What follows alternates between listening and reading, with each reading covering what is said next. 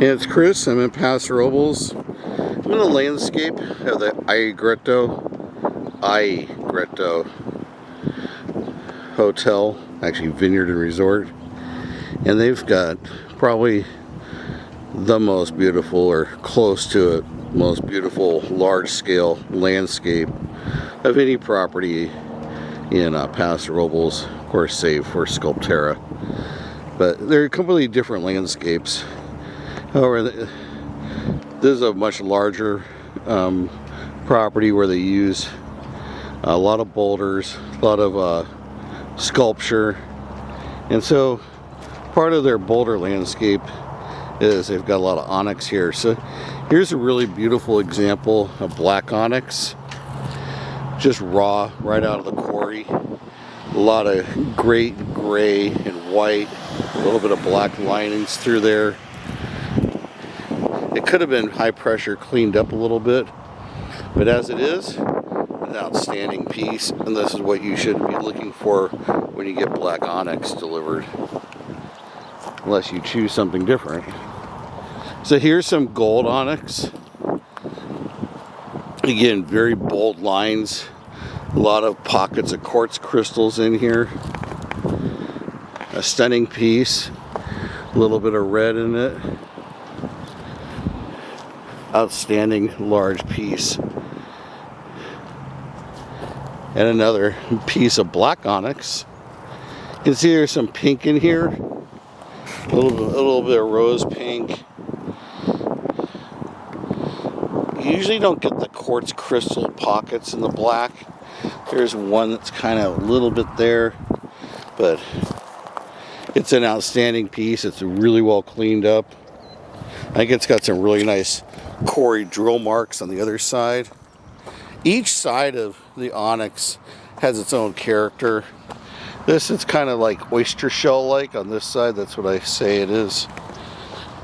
So therefore it must be so.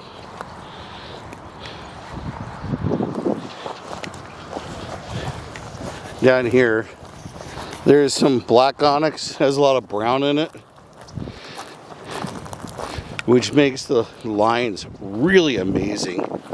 When it's got this chocolate brown in here, it's just outstanding. You can see the lines. I believe each line took about 1 million years to form, something like that. There's a little geode, or a little something crystal forming there. That in of itself, we learned from the caves we were in up in Calaveras, that took about 1,000 years just for that little bollock symbol in there to form. So really is an incredible piece. I would have taken this and set it up on a stand and just have it as a specimen. The other side, of course, is different. Definitely very oyster shell like. This side would probably have gotten a lot more active water exposure.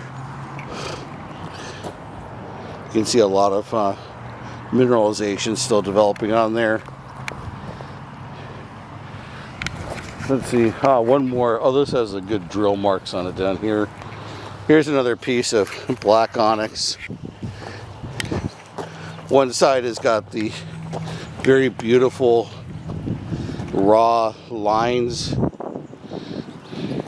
It's a sedimentary deposit, just taking millions and millions of years. I don't know how long or how old this is per se.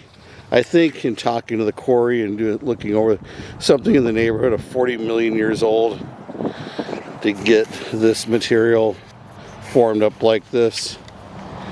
Could be older than that. Really beautiful. It's a shame it doesn't have a light showing on it in the evening. It could have been much better used. Instead of out here off the side like this, it should have been right behind the gold diosma with some lighting, just like the olive trees have lighting. Should have been some lighting really hitting on these boulders, because they're being wasted out here in the landscape like this. Classic drill holes from the quarry drilling. It's not blasted. Okay, a lot of quarries, you know, we're used to visiting them and you see where the rock has been blasted off the hillside. This is separated by drilling.